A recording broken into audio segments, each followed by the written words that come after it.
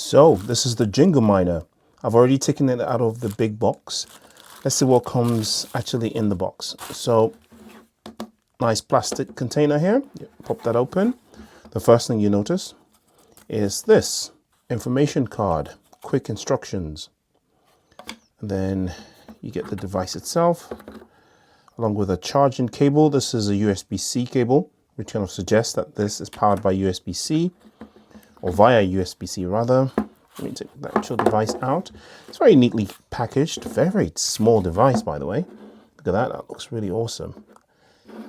I love the look and feel of it. It's plastic. It's got this kickstand, or not kickstand, but a stand in that manner. I suppose you can stand it anyhow you want, but this is designed to sit on your desk, on a shelf, or somewhere visible. And let me see where, yeah, the USB port is down there. So that would plug in there. Very convenient. That's pretty much it.